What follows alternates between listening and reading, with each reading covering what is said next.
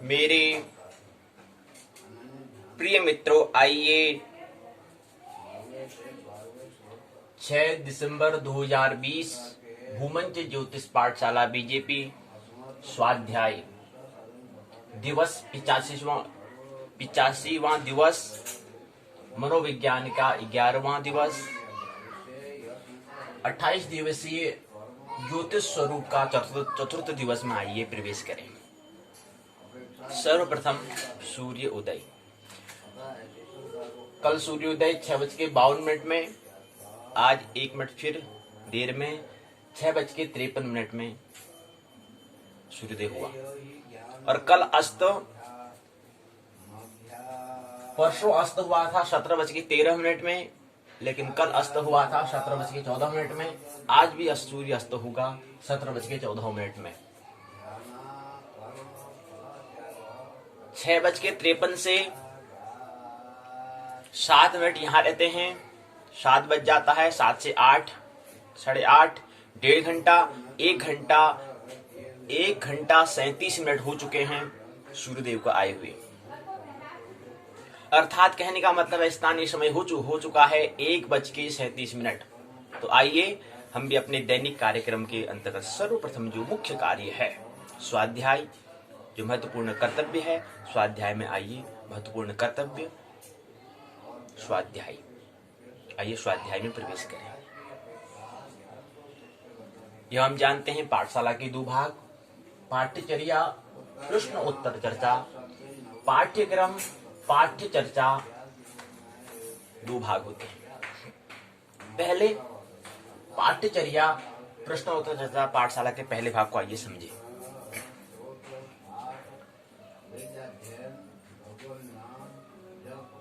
यहाँ पर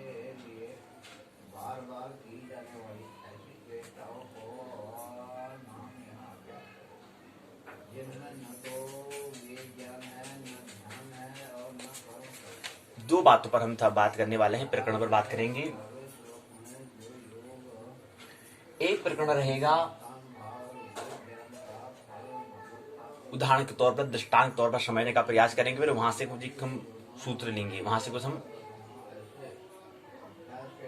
विचार, आइडिया लेंगे, प्रेरणा लेंगे। पहली बात यह है, किसी का जब ब्याह जब होता है, उदाहरण के तौर पर ले लेते हैं, दृष्टांत ले लेते हैं, 4/12/2013 में होता है।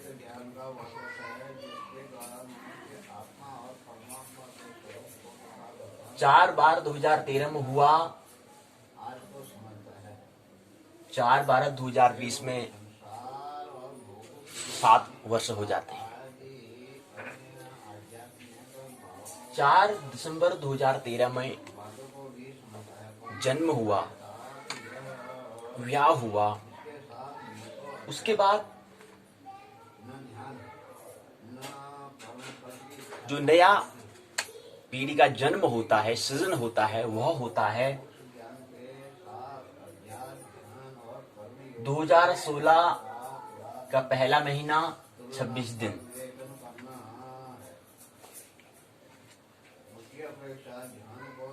2021 का पहला महीना 26 तारीख को 5 साल हो जाते हैं। विवाह 2013 के 12वें महीने के 4थे दिन में हुआ, और पहला जो नई पीढ़ी का जन्म हुआ वह हुआ 2016 के पहले महीने के 26वें दिन में। तो ये जो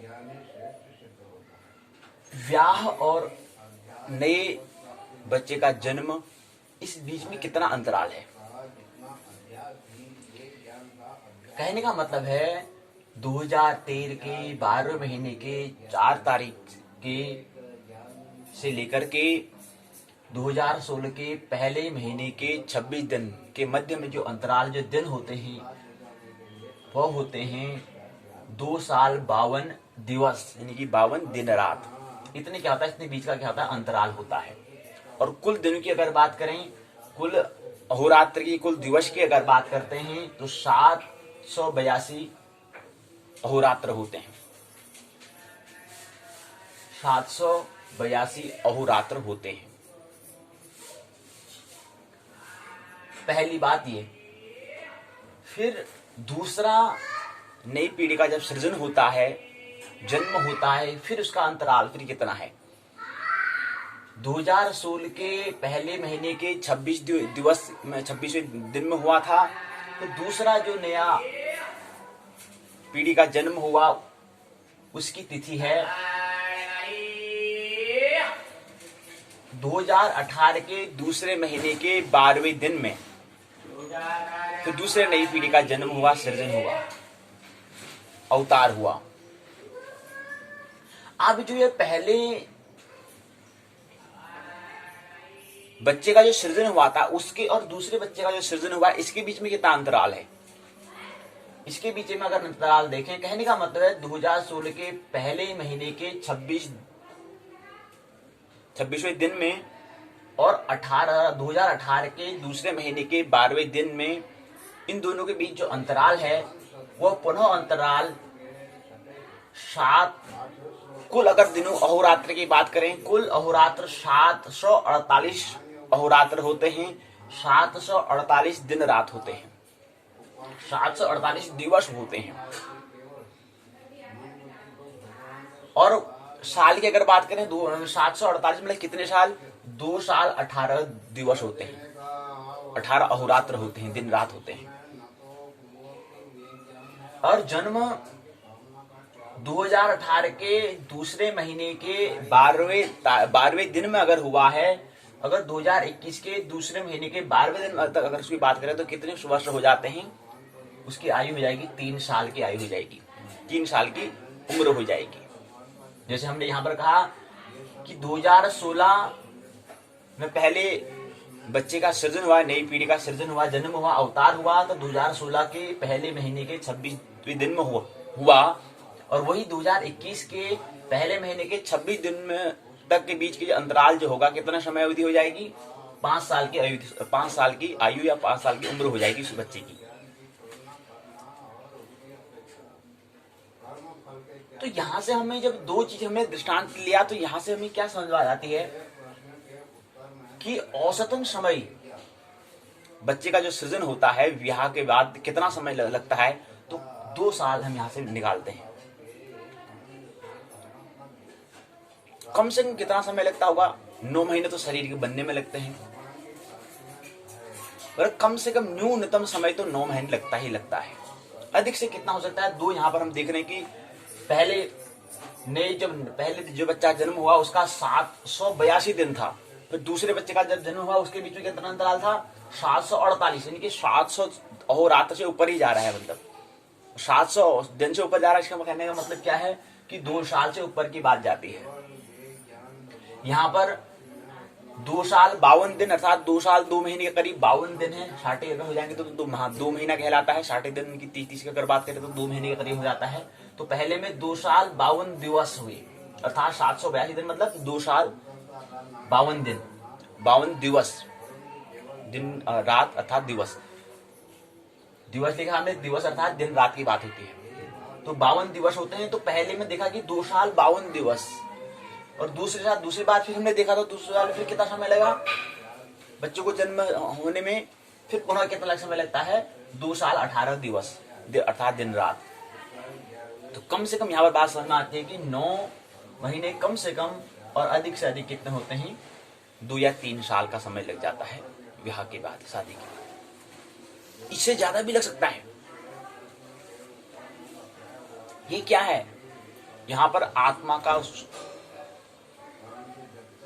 गर्भ में अवतरण जो है, गर्भाधान होने का जो महत्वपूर्ण जो संयोग है वो निर्भर करेगा कि आत्मा कब आती है उसमें। तो ये दूसरा जन्म हम कह रहे हैं कि 2016 के 1 तारीख के 26 दिन में हुआ, ये दूसरा जन्म है। पहला जन्म क्या होता है, गर्भाधान में जो पहली बार जो आत्मा जब वहां प्रवेश करती है, एंट्री करती है, वो दिन पहला होता है, वो महत्वपूर्ण दिवस। वो कब लिया, असली दिन की तिथि वो है, वही महत्वपूर्ण है। अब हम बात क्यों कर रहे हैं, इसका जिक्र क्यों कर रहे हैं, क्योंकि ज्योतिष में आगे आने वाली बात है ये कि किसी व्यक्ति ने गर्भाधान जब लिया वो किस समय लिया और उसका जन्म अवतार प्रकट जब हुआ कितने बजे हुआ, किस समय हुआ, ये सब ज्योतिष की क्या है, गहरी खोज है। तो कुल कलाम कहने का मतलब होता है 9 महीने में होते हैं 270 से 277 दिन होते हैं। 9 महीना मतलब 270 से लेकर के 277 275 होते हैं। हम लेते हैं कि 270 से 277 अहोरात्र अर्थात दिन रात बराबर 9 महीना। अगर हमें यहाँ पे लिखा है 9 गुणा 30 लिखा है, 9 महीना हो गए और 1 महीना अगर 30 अहोरात्र का होता है, 30 दिवस का अगर होता है तो 9 30 27 और 0 का 0 उतर जाएगा तो 270 दिन हो जाते हैं, दिवस हो जाते हैं, दिन रात हो जाते हैं। इसको हमने थोड़ा राउंड फिगर में 277 ले लिया क्योंकि कोई जो महीना होता है वो 31 होता है, तो 270 से 275 तो होता है, लेकिन 2 दिन तो अतिरिक्त ले लिए हैं, तो उसको हमने 270 से 277 दिन कह दिए। तो 9 महीने और 42 सप्ताह होते हैं, 42 सप्ताह होते हैं। अब 42 सप्ताह कैसे होते हैं इसको बता देख लें। 42 गुणा अगर हम 7 से करते हैं, 7 दुना 14 हासिल एक बचा, 7 को 28, 42 सप्ताह और 7 से गुणा करेंगे, हासिल एक क्या 7 को 28, 1 29,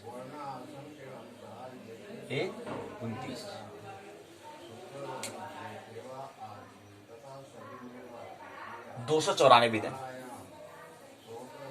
अगर 42 ने करके इसको 41 करें, 40 करें तो 40 में क्या आता है, 40 गुणा अगर इसको 7 से करते हैं, क्योंकि एक सप्ताह में कितने दिन होते हैं, 7 अहोरात्र होते हैं, 7 दिवस होते हैं, 7 को 28, 280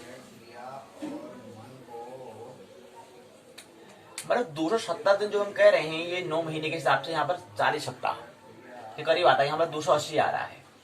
अगर इसको हम 40 करके 39 करें, 39 गुणा अगर 7 करते हैं,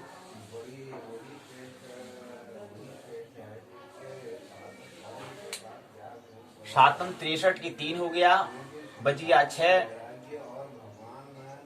तो यहाँ 21 हो गया, 21 5 27,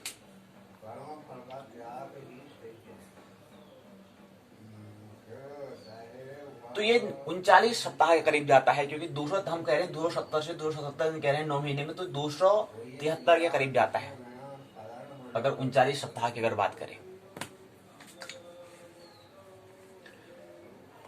39 सप्ताह को या 9 महीने को, 7 63 हासिल 6 बच गया, 7 21 है, 6 वहां है, 7 हो जाएंगे तो 27, 273 आ रहे हैं। और ये 270 से 277 के बीच में ये 39वां सप्ताह, 39 सप्ताह के हिसाब से यहाँ पर ठीक बैठ रहा है, क्योंकि इसके मध्य में, इसके अंतराल में आ रहा है।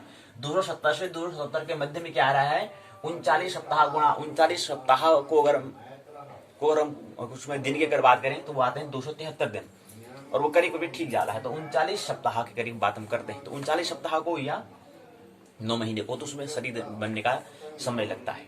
अभी जो हम कह रहे हैं कि शरीर बनने का समय लग जाता है, लेकिन ये तो अलग बात है। अब ब्याह शादी तो हो चुकी है, हम दिन तो जा रहे हैं भाई, पृथ्वी तो घूम रही है, समय की तो गणना हो रही है, लेकिन यहाँ पर 2 साल 3 साल ये समय क्यों लग जाता है?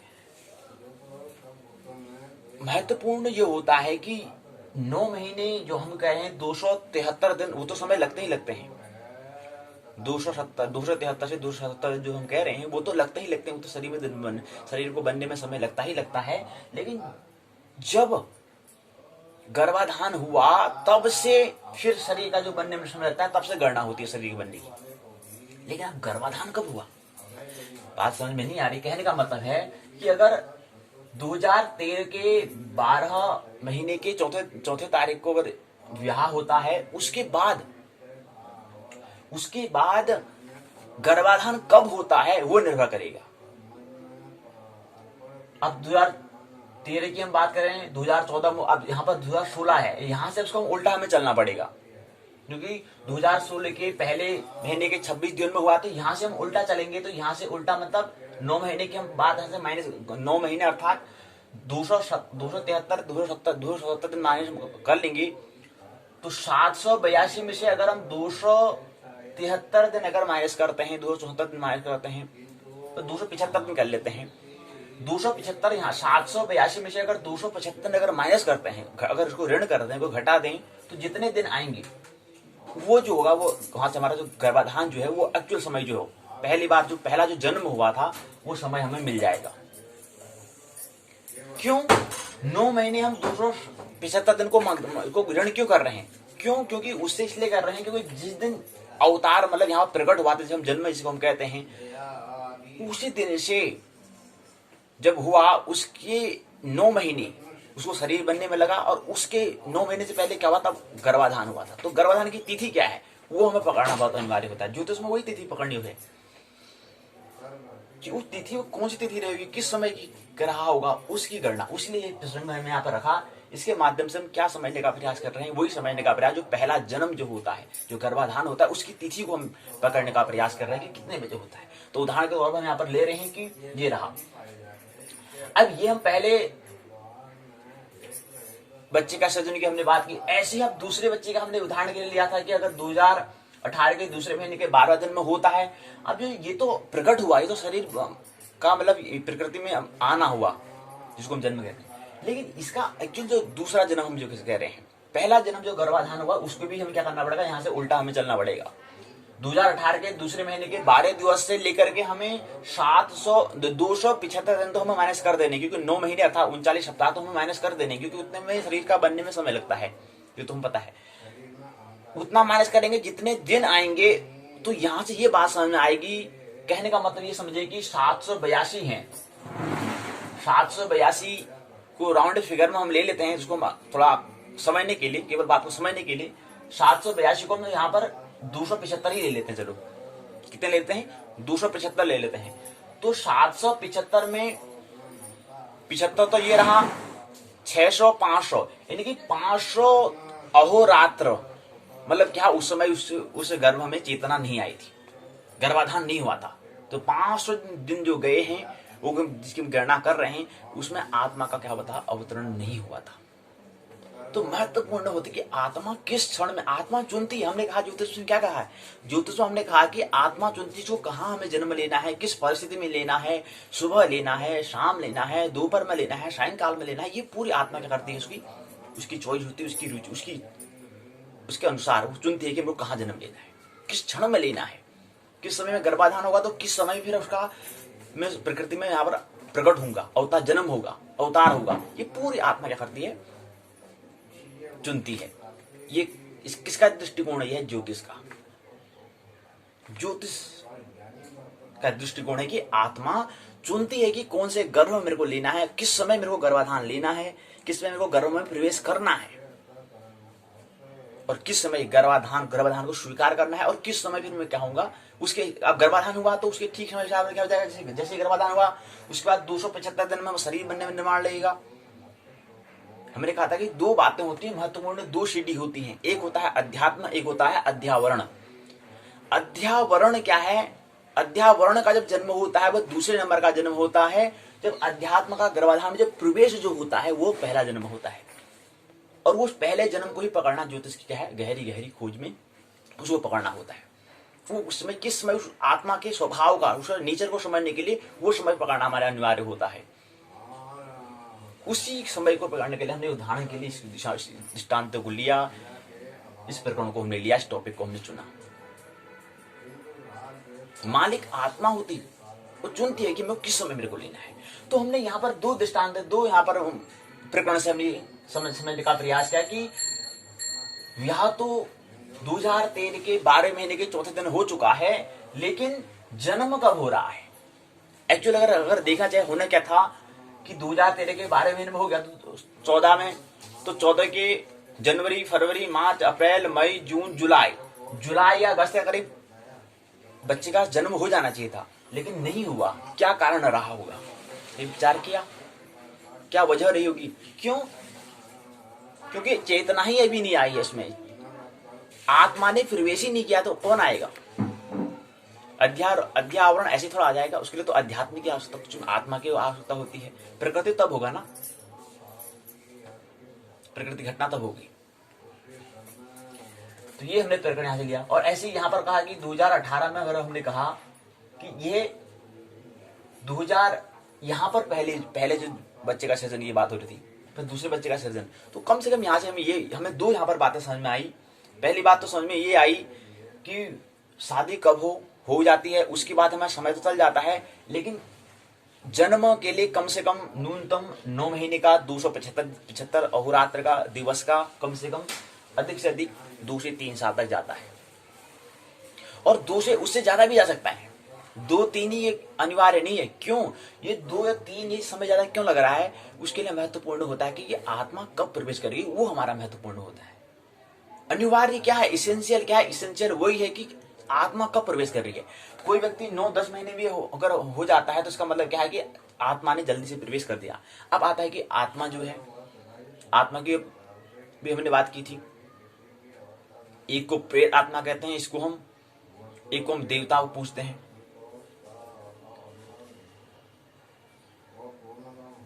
जो महात्मा जैसे होते हैं उनको तत्क्षण, जैसे क्या है, हिटलर जैसे और गांधी जैसे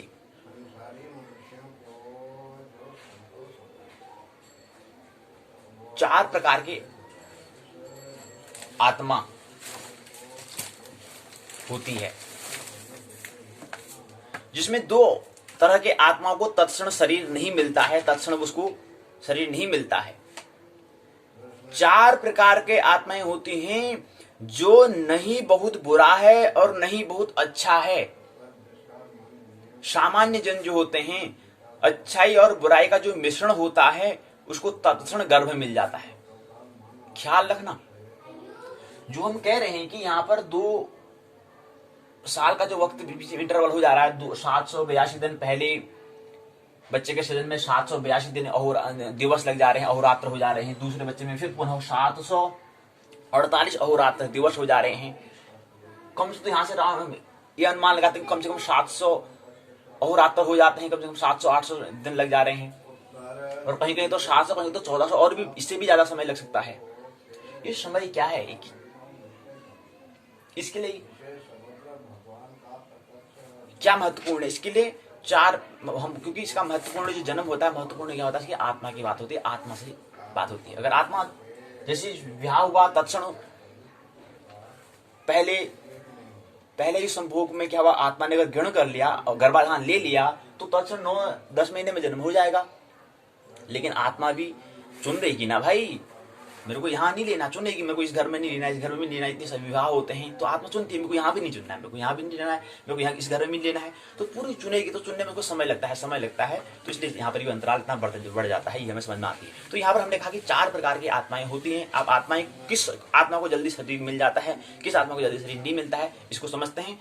उसका बाद दूसरे प्रश्न को लेंगे, फिर उसके बाद पाठशाला के पहले भाग को विराम देंगे। तो पहली बात है, जो न बहुत बुरा है और न बहुत अच्छा है, अर्थात सामान्य जो आत्मा होती है, सामान्य जन जो लोग होते हैं, उसको तत्क्षण क्या होता है, गर्भ मिल जाता है। तत्क्षण उसको, जैसे इतने सारे विवाह होते तो कहीं भी तत्क्षण को शरीर मतलब गर्भ मिल जाएगा। इतने विवाह में कोई गर्भ चुन लेगा, तत्क्षण को क्या मिल जाएगा, शरीर गर्भ में जगह मिल जाएगी, ठौर मिल जाएगी। जो हो गया, जो न बहुत बुरा होगा न बहुत अच्छा होगा, अर्थात सामान्य जन। अच्छाई बुराई का जो मिश्रण होगा, उसको तत्क्षण क्या होता है, गर्भ मिल जाता है। ये पहली आत्मा। दूसरी आत्मा, जो या तो शुद्ध बुराई अधिकतम होगी, या तो शुद्ध अच्छाई अधिकतम होगी। अब बुराई के लिए हम दृष्टांत ले रहे हैं, हिटलर हो गया, जो शुद्ध बुराई अधिकतम जिसकी है। जो हिटलर क्या है, कितने लोगों को मार देता है, वो मारने में उसकी रुचि है। तो ऐसा क्या है, जो शुद्ध बुराई वाला जो व्यक्ति, अधिकतम जो शुद्ध बुराई करने वाला व्यक्ति, जैसे हिटलर है।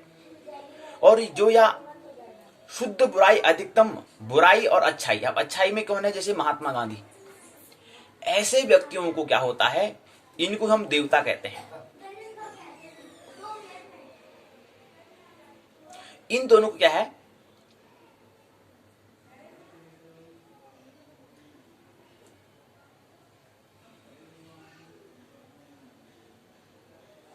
जैसे हमने कहा कि जो या तो शुद्धतम बुराई वाला है अधिकतम व्यक्ति, जैसे हिटलर है, हिटलर व्यक्ति की जो अगर जो आत्मा है उस आत्मा को हम प्रेत, और उसका शरीर जब मरा होगा तो ऐसी आत्मा को हम प्रेत आत्मा कहते हैं।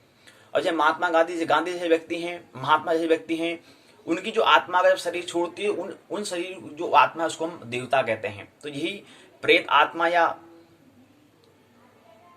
प्रेत आत्मा कहते हैं, उसको हम देव आत्मा कहते हैं, प्रेत और उसको ही देव। तो इनको भी क्या होता है, तत्क्षण इनके लिए भी क्या है, शरीर उपलब्ध नहीं होता है, इनके लिए बहुत समय लग जाता है।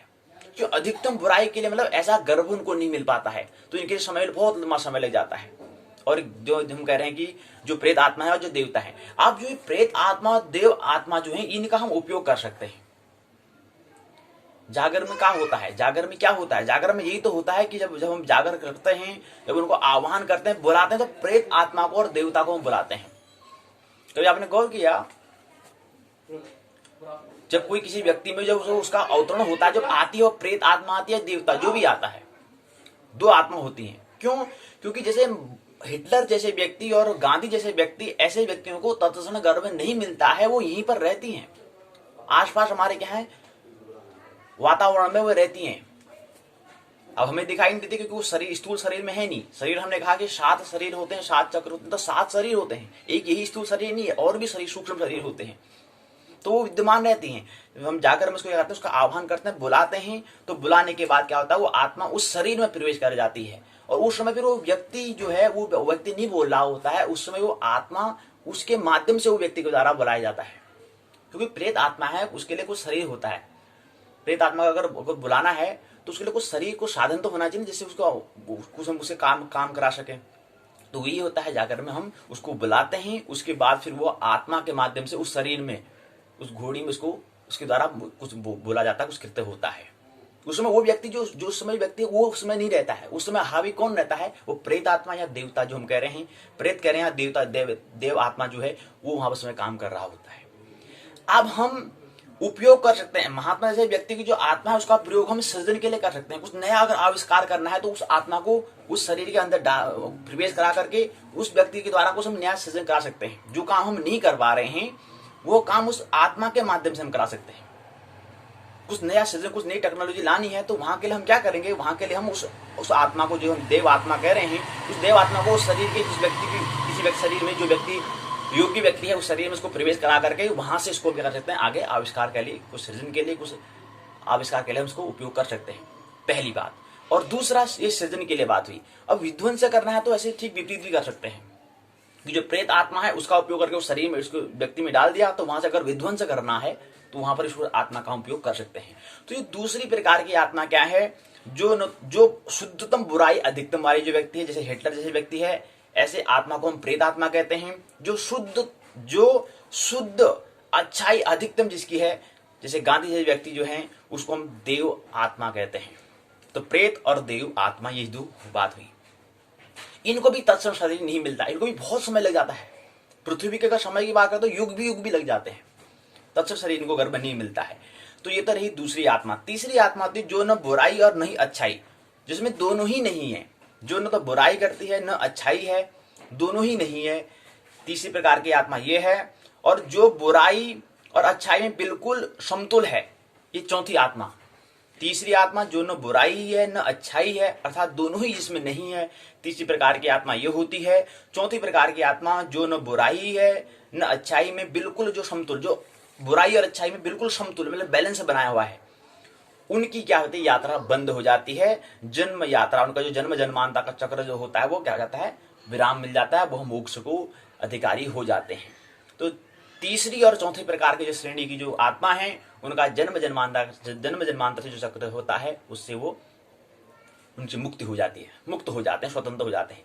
तो तीसरे और चौथे प्रकार के आत्माएं क्या है, आत्मा का परमात्मा से मिलन हो जाता है। ऐसे योग्य जो आत्मा है तीसरी और चौथी। लेकिन पहले वाली सामान्य जन होते हैं, जो न बहुत बुराई होता है न बहुत अच्छाई होता है। जो सामान्य जन होता है, जिसमें अच्छाई और बुराई का मिश्रण मिक्सचर जिसमें हो, ऐसे व्यक्ति को तत्क्षण गर्भ मिल जाता है, पहली प्रकार की आत्मा। दूसरी प्रकार की आत्मा जो शुद्धतम बुराई जिसमें अधिकतम, जैसे हिटलर जैसे व्यक्ति हैं, जिसमें शुद्धतम अच्छाई जैसे गांधी जैसे व्यक्ति हैं, ऐसे व्यक्तियों को भी क्या है, तत्क्षण शरीर नहीं मिलता, तत्क्षण गर्भ नहीं मिलता है। उनको युग युगों समय भी लग जाते हैं, काफी लंबा समय भी लग जाता है तत्क्षण को, क्योंकि इस तरह का इनको जो गर्भ कोई मिल ही नहीं पाता है। क्यों? क्योंकि इनने इतनी बुराई, हिटलर ने इतने लोगों को मारा है, तो ऐसा गर्भ मिलेगा कहां?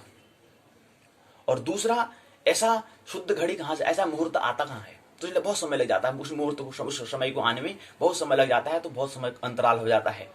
और दूसरे में जो अच्छाई वाला जो अधिकतम है, जैसे गांधी से व्यक्ति हैं, उनको भी तत्क्षण नहीं मिल पाता, उनके लिए भी मुहूर्त की एक समय की, उस समय की आवश्यकता होती है। तो उस समय के लिए काफी, वो कब आएगा उसका कुछ समय निश्चित नहीं होता है, इसलिए इसका भी समय, इनको अधिक से अधिक समय लग जाता है। तीसरे और चौथे का क्या शरीर है, जो न बुराई है न अच्छाई है, जिसमें दोनों ही नहीं है, तीसरे प्रकार की, और जो बुराई और अच्छाई के जो बिल्कुल समतुल्य है, बैलेंसिड है, उनकी यात्रा, जन्म यात्रा बंद हो जाती है। जन्म जन्मांतर चक्कर से, आवागमन से वो मुक्त हो जाते हैं, स्वतंत्र हो जाते हैं। तीसरे और चौथे प्रकार की आत्मा, तो 4 प्रकार की आत्मा हुई, ये हमें ख्याल रखना है। तो यही निर्भर करता है, हमने यहां पर देखा कि ब्याह शादी होने के बाद 2 साल का वक्त लग जा रहा है, कहीं को 3 साल, किसी का तो 3 साल का 10 साल लग जाते हैं, नई पीढ़ी का सृजन ही नहीं होता है। तो वो पूरे किस पर निर्भर कर रहा है, पूरे वो आत्मा पर। तो ये हमने यहाँ पर दृष्टांत लिया। तो यहां से हमने एक यह निष्कर्ष निकाला, यह कैलकुलेशन निकाला कि कम से कम मिनिमम जो है 9 महीने का समय लगता है, और 9 महीने का समय, अगर शरीर को निर्माण करने में 9 महीने का वक्त लगता है, लेकिन ये 9 महीने के बाद हम कहें कि 10वें महीने में नए बच्चे का जो दूसरे जो हम अवतार जो जन्म कह रहे हैं वो हो जाएगा, ये निश्चित नहीं है। निश्चित तब होगा, उसके लिए हमें क्या करना पड़ेगा, गणना करनी पड़ेगी। तो उसका जब जन्म हुआ तब से लेकर के उसके 9 महीने के समय को हम घटाएंगे, तब जाकर जो उसका पहला जो गर्भाधान जब हुआ, वो गर्भाधान जो है वहां से उसकी समय गणना, वो उसका जो पहला जन्म है वो समय को हम पकड़ना, उस सूक्ष्म समय को पकड़ना, वो ज्योतिष की क्या है, खोज है। कैसे उस समय को पकड़े, उस समय जो उसमें गर्भाधान लिया, उस समय नक्षत्रों की इत्यादि जो उसकी स्थिति कैसी रही, वो समय पकड़ना है।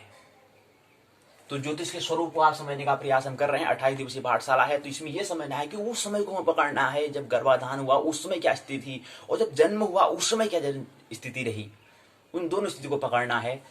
और वहां से फिर उसके उस व्यक्ति के कुछ भविष्य के लिए कुछ हम उसकी आशा उससे कर सकते हैं, उस व्यक्ति से उसकी फिर भविष्यवाणी कर सकते हैं कि भविष्य में क्या होगा। क्यों? क्योंकि हम कह रहे हैं कि गर्भाधान के समय जो आत्मा उस समय चुन रही है, उसने उस स्थिति को क्यों चुना, उसने चुना तो है, क्या कारण से चुना है।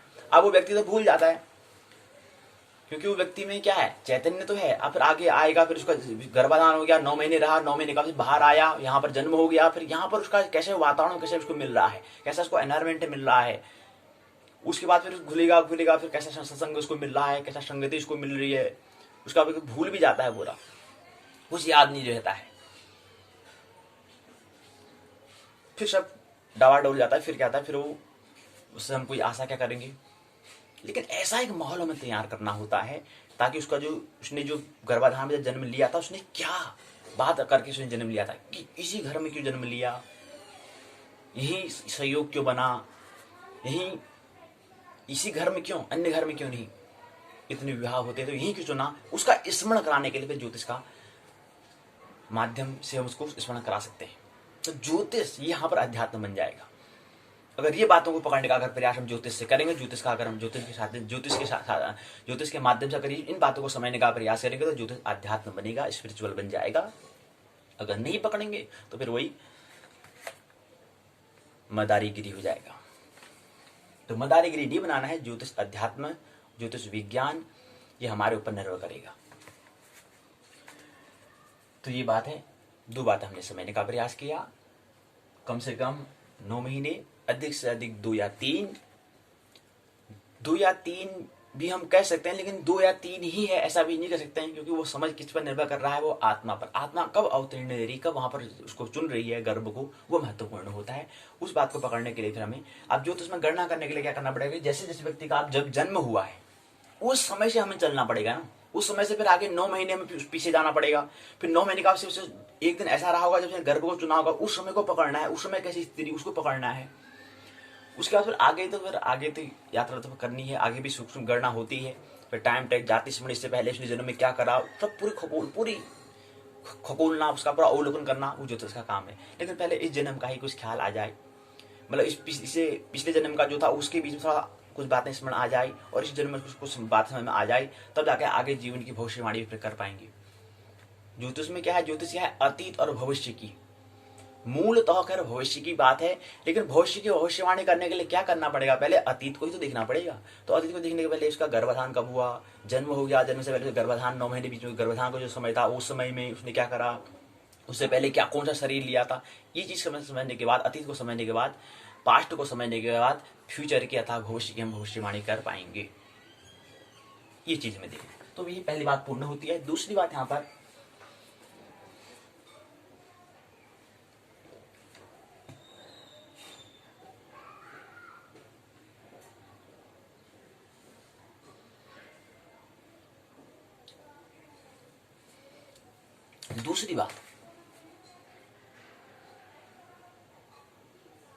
फिर आगे जीवन बढ़ेगा, जन्म हो चुका है घर में, उसका जन्म हो चुका है, नामकरण संस्कार भी कर लेते हैं, संस्कार होते हैं, पता है 16 संस्कार होते हैं, नामकरण हो गया, फिर आगे आगे जीवन बढ़ता है। 9 महीने में 14 साल में उसका मस्तिष्क से पूर्णतः विकास हो जाता है। तो 14 वर्ष के बाद फिर 15 से 21 के बीच में फिर हमें विज्ञान के संबंधी कुछ बातें, चिंतन मनन इत्यादि बातें हमें करनी चाहिए। लेकिन जैसे जन्म हुआ, जन्म से लेकर के 14 वर्ष तक बीच में हमें पहले प्रथम 7 वर्ष, जन्म से लेकर के 7 वर्ष तक हमें नाभि स्थित कुछ कार्यक्रम हमें करनी चाहिए, उससे उसको जोड़ना है, प्रार्थना ध्यान प्रेम भक्ति से उसको जोड़ देना है। उसके बाद फिर 8 से लेकर के 14 साल के बीच में उसको हम हृदय से हमें जोड़ देना है, प्रेम भक्ति इत्यादि का हमें उसको अनुभव, प्रेम का हमें, ध्यान का हमें अनुभव कराना है। उससे नई जो व्यक्ति है, नई जो पीढ़ी है उसको हमें सृजन कराना है। उसके बाद जैसे 14 वर्ष उसको हो जाते हैं तो 15 से 21 वर्ष में उसको विज्ञान के संबंधित कुछ बातें हमें, उसका ऐसा कुछ कार्यक्रम हमें कराने हैं। तो पहले 7 साल में नाभि स्थित कार्यक्रम, दूसरे में 7 वर्ष में हृदय स्थित कुछ कार्यक्रम, अगले 7 वर्ष में उसका जो है उसकी बुद्धि स्थित कार्यक्रम होनी चाहिए। और 21 वर्ष में व्यक्ति की, 21 वर्ष तक व्यक्ति ने जो उस नई पीढ़ी, उस मनुष्य ने जो कुछ कर लिया, उसके बाद आगे फिर वो उसमें कुछ फिर प्लस नहीं होने वाला है। वैज्ञानिक तो ये यहाँ तक कहते हैं कि हमने 7 साल में जो हमने कर लिया है, 7 साल में हमारे में जो जोड़ना था वो जुड़ चुका है। उसके बाद फिर उसमें कुछ प्लस योग नहीं हो पाता है, फिर कुछ और उसमें नहीं जोड़ सकते, फिर उसका एक विस्तार होता है पूरे जीवन में।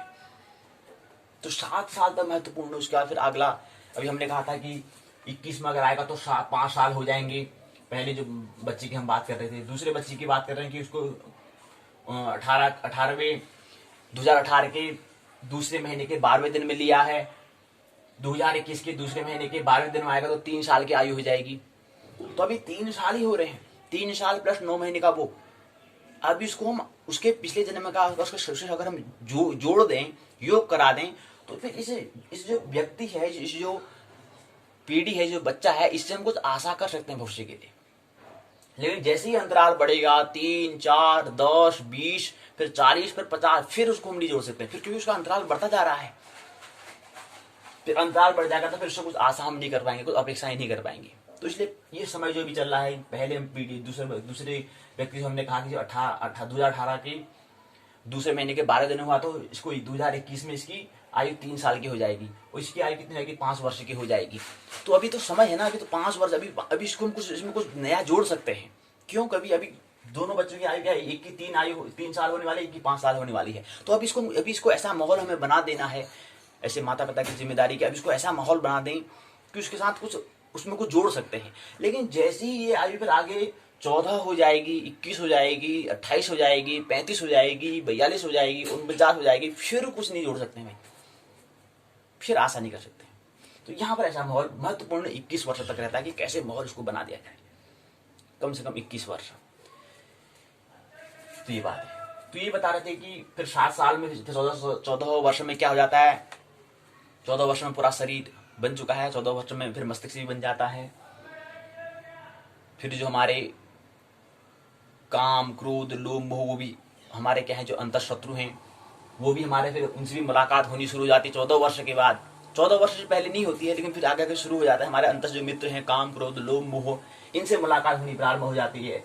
जैसे काम की हमने बात करें, काम की मुलाकात 14 वर्ष से पहले नहीं होती है, उससे पहले बच्चे को कुछ पता नहीं होता, लेकिन जैसे 14 वर्ष हो जाता है फिर काम से मुलाकात, फिर क्रोध से, फिर लोभ, धीरे धीरे चिड़चिड़ा, उसको चिड़चिड़ापन आना शुरू हो जाता है, फिर वो भी गुस्सा करना पड़ता है क्योंकि उसने देख दिया मम्मी डैडी का, उसने खेल देख दिया है, तो वही उसके अंदर वही जैसे घर में माहौल होगा तो फिर वही उसको प्रयोग करेगा। लेकिन उसमें अब इसमें छोटा बच्चा है, उस समय हमें कैसी प्रतिक्रिया करनी है वही उसकी क्या करेगा, फिर पुनरुक्ति करेगा, फिर वही मम्मी डैडी का खेल करेगा।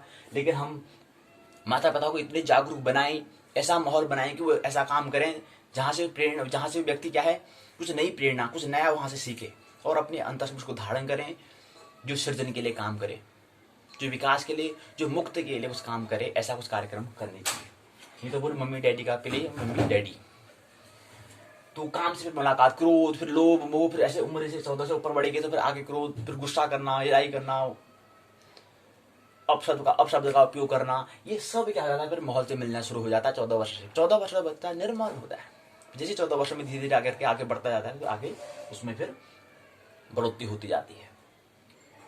उदाहरण के लिए बताया 1999 के 8वें महीने की 10वीं तिथि, 2013 के 8वें माह के 9वें दिन में, इसके मध्य में, इससे पहले क्या था, इसके अंतराल में काम से पहले नहीं था लेकिन उसका कुछ ज्यादा हावी नहीं था। लेकिन जैसे इसकी 14 वर्ष की आयु होती है उस बच्चे की, तो फिर काम हावी होना शुरू हो जाता है, शरीर तैयार हो चुका है। फिर इसी में क्या करना है, इसका कैसे हमें उसका सही दिशा में इसको रूपांतरण करना है, ऐसा जिम्मेदारी फिर अगली 14 के बाद फिर अगले 7 वर्ष जो है, उस 7 वर्ष में फिर आगे 28, फिर 7 वर्ष का जो पीरियड है, अंतराल जो है, यहाँ पर कुछ उसको रूपांतरण करना, उसका भक्ति से उस ऊर्जा को, जो काम क्या है ऊर्जा यानी कि आग, उसका रूपांतरण करना, हमें कैसे उसको रूपांतरण कर सकें, उस पर कुछ ऐसे कार्यक्रम होने चाहिए। भक्ति से उसको जोड़ दें, प्रेम से उसको जोड़ दें, नृत्य में, कुछ काव्य में, कुछ संगीत में, उसको संलग्न, उस ऊर्जा को उस वहाँ व्यय हो। कभी देखा छोटे बच्चे खेल करते हैं, उन बैठ ही नहीं सकते हैं क्योंकि ऊर्जा है, वो ऊर्जा खाली नहीं रह सकती। तो बच्चा कह रहा है खेलता है, कहते हैं उसमें क्या कर रहा है, बच्चा खेल कर रहा है। खेल का मतलब क्या होता है, ऊर्जा का मतलब कुछ न कुछ कर्म करना, आप कुछ न कुछ कार्य करेगा तो उस ऊर्जा को किस दिशा में कार्य करना है, किस दिशा में व्यय करना है। अब खेल ही रहा है तो खेल की दिशा में क्या करता है, उस समय को उसको कुछ समय का खेल में बांट दे, उस समय को कुछ समय इसको संगीत में, कुछ समय इसको गीतों में, नृत्य में, इस तरह से उसको क्या करें, उसका ऊर्जा का क्या करें, रूपांतरण कराना। ये हमारे क्या है 14 वर्ष के बाद ऐसा कार्यक्रम होनी चाहिए। विज्ञान में चिंतन करने, मनन करने में वहां पर समय लगे, तो वहां से उसको कुछ नया एक तरीका उसको मिलना है, उसे ऊर्जा का रूपांतरण करना। उस ऊर्जा का रूपांतरण कैसे हो, ये बात हमने बताई हुई, यहाँ पर बताने का प्रयास हमने किया। फिर आगे आने वाले समय में कैसे इसको रूपांतर करना सीख जाएगा तो उसका जीवन फिर आगे इसकी आनंद मोह से भरे जीवन जी सकता है। अगर नहीं करी मुलाकात, नहीं इसको रूपांतर करना नहीं सीख पाए, काम क्रोध लोभ मोह का रूपांतरण करना अगर नहीं सीख पाए, फिर अपने आप को तो आनंदित नहीं कर पाया है, वह दूसरों को भी परेशान करेगा। क्यों? तो अपने आप को यह भी स्वस्थ नहीं कर पाया है, अस्वस्थ है तो दूसरों को भी अस्वस्थ करेगा, दूसरा व्यक्ति भी अस्वस्थ है। कोई व्यक्ति जब आनंदित है वही व्यक्ति दूसरे व्यक्ति को आनंदित कर पाता है। ये फॉर्मूला याद रखें, ये सूत्र याद रखें कि जो व्यक्ति आनंदित है वही दूसरे व्यक्ति को आनंदित कर पाएगा, शांति का ख्याल करा पाएगा।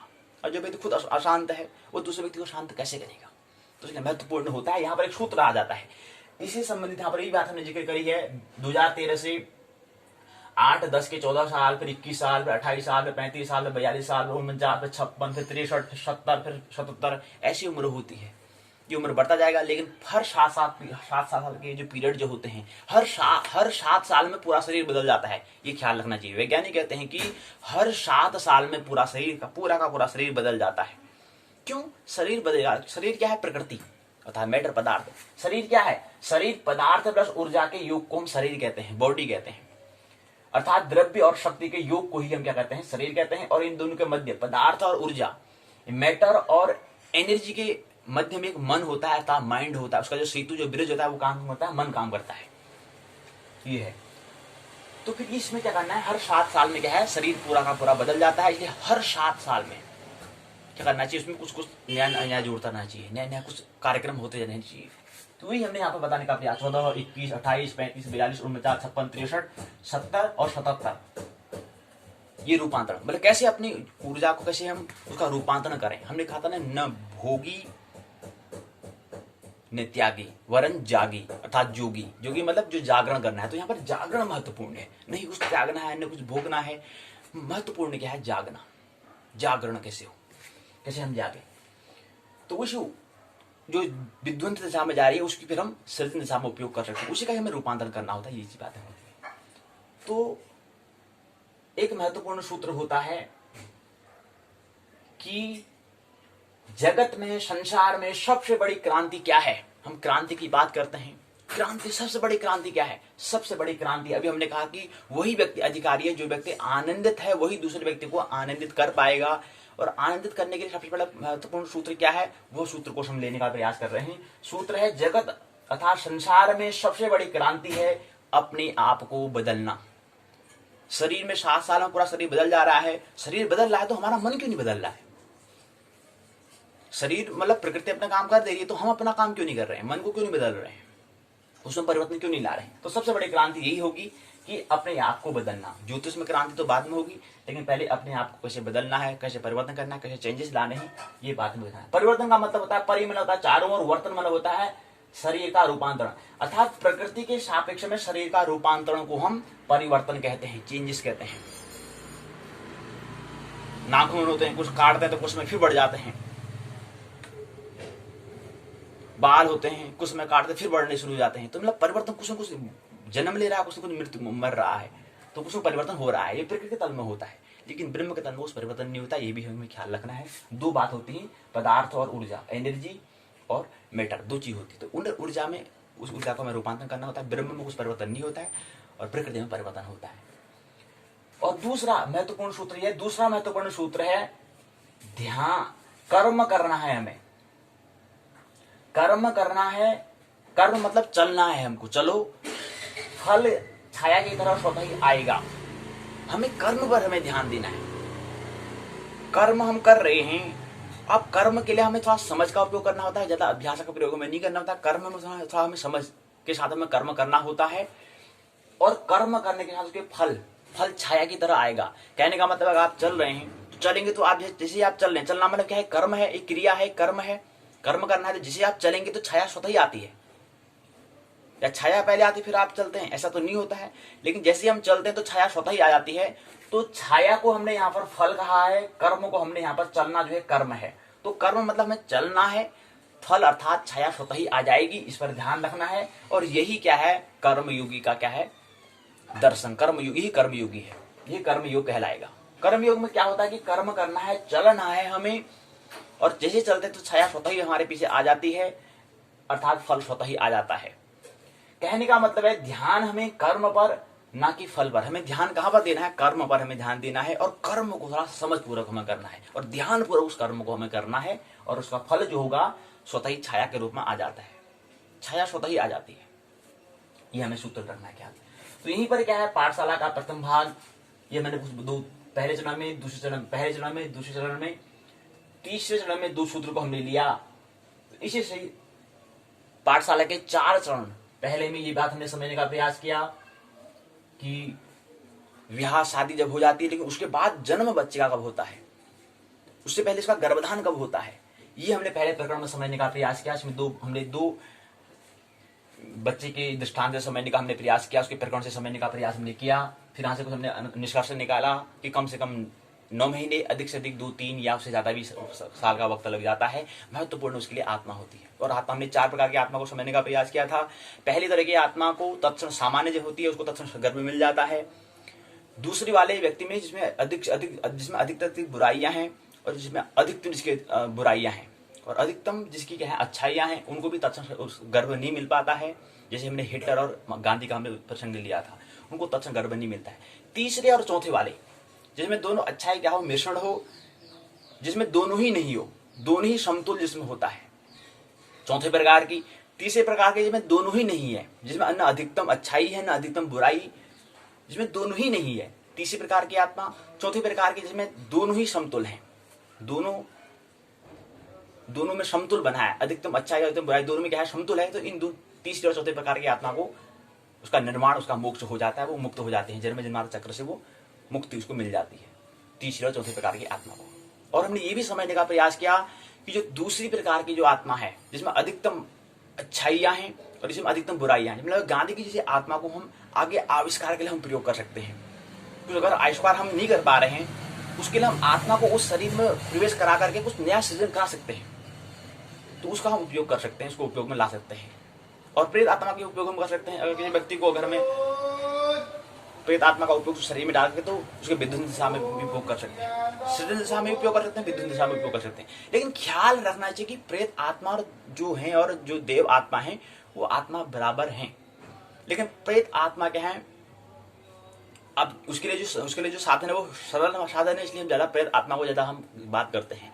जो देव आत्मा है उसके लिए थोड़ा ऐसा माहौल हम नहीं बना पाते हैं, उसका हमें ख्याल नहीं है, तो इसलिए प्रेत आत्मा का हम ज्यादा उपयोग नहीं कर पाते, इसलिए कहते हैं प्रेत आत्मा कुछ है ही नहीं। लेकिन दोनों का उपयोग हम कर सकते हैं, और दोनों का, एक का सृजन दिशा में प्रेत आत्मा, विध्वंस दिशा में प्रेत आत्मा का, देव आत्मा का सृजन दिशा में कुछ आविष्कार जो हम नहीं कर पा रहे हैं, वहां पर आत्मा को प्रवेश कराकर कुछ हम आविष्कार करा सकते हैं उसके माध्यम से। ये हमने समझा, ये बात हम समझी। बाकी हमने यहाँ बताया कि वही बच्चे आगे आगे जब उसका कालांतर में जैसे समय बढ़ता जाता है, फिर आगे उसके 14 वर्ष में क्या हो जाता है, 14 वर्ष से पहले तो काम नहीं, फिर आगे क्रोध लोभ मोह भी बढ़ने शुरू हो जाते हैं, अंतर शत्रु उस पर हावी होने शुरू हो जाते हैं। लेकिन इस समय में कुछ ऐसा माहौल बना दिया जाए कि उसको रूपांतरण कर पाए, ध्यान भक्ति प्रेम इत्यादि हम जो बता रहे हैं उसका उसमें रूपांतर कर दिया जाए, तो आगे उसके जीवन की आनंदित जीवन जी सकता है, शांतिपूर्वक जीवन जी सकता है। लेकिन हमने अगर रूपांतर उसका इस समय में नहीं किया, 14 से 21 वर्ष में, जन्म से लेकर के 8 से लेकर के 14 वर्ष तक, और 15 से लेकर के 21 वर्ष तक, 21 वर्ष तक अगर हमने उस ऊर्जा का रूपांतर नहीं कर पाए, फिर आगे उसके जीवन में हम आनंदित की बात नहीं कर सकते, केवल शब्द ही रह जाएगा। उसका जीवन आनंदित, एक अभिनय, एक नाटक नहीं बन पाएगा। अगर माहौल ऐसा बना देंगे तो फिर उसका जीवन एक आनंदित हो जाएगा, और फिर उसका जीवन आनंदित हो गया तो उससे फिर कुछ प्रेरणा ले सकते हैं। ये हमने समझने का प्रयास यहाँ पर किया। अब पाठशाला के दूसरे भाग में आइए समझते हैं, प्रवेश करें। इसमें हम बात करेंगे उत्तराखंड मुक्त विश्वविद्यालय हल्द्वानी। पाठशाला का पहला भाग पूर्ण हुआ। आइए दूसरे भाग में प्रवेश करें। दूसरे भाग में हमने कहा उत्तराखंड मुक्त विश्वविद्यालय हल्द्वानी के स्नातक प्रथम वर्ष के प्रथम प्रश्न पत्र है। उत्तराखंड मुक्त विश्वविद्यालय व्यक्त करता है उसको PSY 101 मनोविज्ञान की मूलभूत प्रक्रियाएं होती हैं। खंड 5 चल रहा है। आज की पाठशाला में 2 इकाई को लेंगे, जैसे ही 2 इकाई को लेंगे वैसे ही पाठशाला पूर्ण हो जाएगी। इकाई खंड का नाम है प्रेरणा और संवेग। प्रेरणा को हमने यहाँ पर अभिप्रेरणा कहा। प्रेरणा मतलब क्या होता है, जैसे आप उसको हमने कल प्रेरणा की बात की, तो प्रेरणा मतलब होता है कि जैसे हम सुबह हम प्रातःकाल उठे, हमने काम सब कर लिया, संध्या पूजा हमने कर लिया है, उसके बाद हम फिर हमें कुछ बेचैनी होती है। उस बेचैनी को पूर्ण करने के लिए हम अखबार देखते हैं, टीवी देखते हैं। ये चीज, टीवी हम क्यों देख रहे हैं, अखबार क्यों पढ़ रहे हैं, यही हम इसलिए देख रहे हैं क्योंकि हमारे मन में बेचैनी है। इस बेचैनी को हम पूर्ण करने के लिए क्या करते हैं, टीवी से कुछ प्रेरणा लेते हैं, अखबार से कुछ प्रेरणा लेते हैं। हाँ, कुछ नई खबर आई है, क्या है ये, तो हमारी जो बेचैनी है उस बेचैनी को पूर्ण करने के लिए हम क्या करते हैं, अखबार को पढ़ते हैं, उस टीवी को देखते हैं, या अन्य कार्य को करते हैं, या फोन को देखते हैं, या व्हाट्सएप देखते हैं, फेसबुक देखते हैं। तो ये चीज हम देखते हैं वहां से, क्यों, क्योंकि हम बेचैनी हमें हो रही है, क्योंकि हमने काम तो कर लिया, लेकिन आप कुछ बेचैनी जैसे हमारी हो रही है, इस बेचैनी को पूर्ण करने के लिए हम क्या करते हैं, उस काम को करते हैं। वो काम को हमने कर लिया तो वहां से प्रेरणा मिलती है। जैसे अखबार देखा तो हमें प्रेरणा मिल जाती है, फिर हमारी बेचैनी कम हो जाती है। हमारी बेचैनी अब शांत होगी, या सांत्वना देना है या उसको शांति करना, ये हमारे ऊपर निर्भर करता है। जैसी हमारी वो जो प्रेरणा हमें अखबार से मिली, वो केवल शांति के लिए है या सांत्वना के लिए, ये महत्वपूर्ण होता है। अगर सांत्वना के लिए है तो पुनः कुछ समय के बाद फिर हमें बेचैनी होनी शुरू हो जाएगी। फिर कुछ अखबार के पढ़ लिया, अखबार जैसे अखबार पूर्ण हो जाएगा उसके बाद फिर बेचैनी शुरू हो जाएगी, फिर कुछ नया काम चाहिएगा हमें जहां से प्रेरणा हम ले सकें, ये चलता रहेगा। लेकिन वहां पर अगर हम उस अखबार से अगर हमें क्या मिल जाए, अगर वहां से शांति का अगर हमें संकेत मिल जाए, शांति का अगर सिग्नल, अगर हमें हिंट अगर मिल जाए, इशारे अगर मिल जाए, तो फिर आगे वही प्रेरणा क्या बन जाएगी, अभिप्रेरणा बन जाएगी। बात समझ में आ रही? प्रेरणा और अभिप्रेरणा में यही अंतर है, यही भेद है, यही भिन्नता है। प्रेरणा मतलब होता है केवल सांत्वना को ढूंढना, शांति को नहीं, सांत्वना, केवल अपने मन को था बेचैनी को पूर्ण करना कुछ समय के लिए, ये प्रेरणा कहलाएगी। अभिप्रेरणा मतलब अपने मन की शांति करना, यही दो में अंतर है। तो शांति से हो जाते तो फिर हमारा पूरा जीवन हम उसको व्यस्त कर लेते हैं अपने उस काम के लिए। तो प्रेरणा और प्रेरणा में यही अंतर है। संवेग को, इमोशन को समझने का प्रयास करेंगे। तो आज की पाठशाला में दूसरी इकाई में और तीसरी इकाई में हम संवेग को समझने का प्रयास करेंगे, इमोशन को समझने का हम प्रयास करेंगे। पहले में प्रस्तावना, उद्देश्य, क्रियाएं, पहले चरण में प्रस्तावना, दूसरे चरण में उद्देश्य, इकाई दूसरी की बात कर रहे हैं। तीसरा है संवेग। संवेग के 2 भाग होंगे, 3 भाग होंगे। पहले भाग को स्वरूप, स्वरूप से उससे पहले स्वरूप के अंतर्गत पहले 3 क्रियाओं को समझेंगे, उसके बाद 1 2 3 4 5 उसके कुछ तथ्य होंगे उसको लेंगे। उसके बाद उसके स्वरूप के 2 भाग होंगे। पहले भाग को कहेंगे हम संवेग प्रेरणा कहेंगे, दूसरे को हम संवेग भाव कहेंगे। संवेग भाव के पुनः क्या होंगे, 1 2 3 4 5 6 7 भाग होंगे, उसको लेने का प्रयास करेंगे। उसके साथ क्या जाएगा, संवेग का जो पहला भाग स्वरूप है वो पूर्ण हो जाएगा। उसके बाद दूसरा भाग आएगा संवेग से शरीर में परिणाम के बारे में, रिजल्ट के बारे में। यानी कि जब संवेग जब होता है, जब इमोशन हो जाते हैं, उस समय हमारे शरीर में क्या परिणाम, क्या रिजल्ट मिलेगा। भाई हम रिजल्ट तो देख सकते हैं ना, परिणाम तो दे सकते हैं। कोई व्यक्ति जब क्रोध करता है तो बड़ा उसके जीव कुछ इस तरह से हो जाती है, मतलब कुछ घटना होती, कुछ परिणाम होता है जो हमें दिखाई देता है। तो इसमें शरीर में कुछ परिणाम होगा। जैसे हम कह रहे हैं कि अर्जुन कहता है कि मैं युद्ध करूं, तो उसके मुंह से शब्द ही नहीं निकलेगा। जब बहुत सारा इमोशन, बहुत ज्यादा भावनात्मक हो जाएगा तो शब्द ही नहीं निकलेगा, अर्थात शरीर में कुछ घटना होगी। तो शरीर में क्या घटना होगी, संवेग से उसको हम समझने का प्रयास करेंगे। यहाँ पर 1 2 3 4 5 6 7 8 9 10 11 बातों को समझेंगे। यहाँ पर एक पहला दूसरा तीसरा वाला जो तीसरे के पुनः 3 भाग होंगे उसको समझने का हम प्रयास यहाँ पर करेंगे। तो यहाँ पर क्या हो जाएगा, संवेग का जो दूसरा भाग है वो पूर्ण हो जाएगा। यानी कि जो परिणाम, संवेग से शरीर में क्या परिणाम होता है, क्या इसका, अगर संवेग अगर ऐसी स्थिति होगी, कोई दुखी है फिर वो भी रोना शुरू कर देता है, रोने में क्या होगा, उसका शरीर में क्या परिणाम आएगा, तो आंसू आएंगे, ये चीज होगा, ये चीज दिखेंगे। तो परिणाम के बारे में दूसरे भाग में। तीसरे भाग में सिद्धांत के 1 2 3 4 भाग होंगे। 4 भाग में जो पहला भाग दूसरा भाग है, दूसरे के पुनः 2 भाग होंगे, और दूसरे का जो दूसरा भाग है उसके दूसरे के पुनः 1 2 3 4 5 6 भाग होंगे। और 6 भाग में पहला दूसरा तीसरा चौथे के पुनः 2 भाग होंगे। उसके बाद पहला दूसरा तीसरे के पुनः 2 भाग होंगे, और दो भाग में जो दूसरा भाग है दूसरे के पुनः 2 भाग होंगे। उसके बाद चौथा, पहला दूसरा तीसरा चौथे के 2 भाग होंगे। 2 भागों में कुछ बातें समझेंगे, कुछ तथ्य को समझेंगे, वहीं पर क्या हो जाएगा, सिद्धांतों को बात पूर्ण हो जाएगी। अर्थात संवेग का जो तृतीय भाग जो है, तृतीय चरण जो है, भाग जो है पूर्ण हो जाएगा। तो ये हम तीर का निशान दिखा रहे हैं, हम लोग कुछ इसके अंदर पढ़ना है। इतने पूरे पार्ट को हम एक छोटा सा बना रहे हैं। तो ये यहाँ पर एक छोटी सी बात हम दिखा रहे हैं कि इतना चीज हमें क्या है, उत्तराखंड मुक्त विश्वविद्यालय ने पाठ में इतना कुछ दिया हुआ है, तो उसको छोटा बना, लघु बना रहे हैं इसको, बहुत बड़ा नहीं, छोटा बना रहे हैं इसको। तो छोटा बना के हम तीर बना दे, इसके अंदर 2 बातें और हमें समझनी है, ये हमने समझा। इसके बाद क्या होता है, इसके बाद फिर हम इकाई यहाँ पर क्या है, दूसरी पूर्ण हो जाएगी, तीसरी इकाई में प्रवेश करेंगे। तीसरी इकाई है यहाँ पर, तीसरी इकाई का नाम दिया है उत्तराखंड मुक्त विश्वविद्यालय ने, संवेग में स्वतः संचालित स्नायु मंडल की भूमिका। ये इस इकाई का नाम, तीसरी इकाई का नाम, खंड 5 के अंतर्गत तीसरी इकाई का नाम दिया है। दूसरी इकाई का नाम था संवेग, तीसरी इकाई का नाम है संवेग में स्वतः संचालित स्नायु मंडल की भूमिका। इसके अंदर पहले चरण में प्रस्तावना, दूसरे चरण में उद्देश्य, तीसरे चरण में संवेग में स्वतः संचालित स्नायु मंडल की भूमिका के अंतर्गत 3 बातों को समझेंगे। 3 भाग होंगे। पहले भाग में भूमिका, दूसरे भाग में रचना और कार्य, 2 बातों को समझेंगे। रचना और कार्य में पुनः 2 भाग होंगे। पहले भाग में परिचय, दूसरे भाग में 1 2 3 4 5 भाग होंगे। पांचवा जो भाग है, पांचवा भाग पुनः 4 भाग होंगे। उन भाग में कुछ बातें होंगी, उसको समझने का हम प्रयास करेंगे।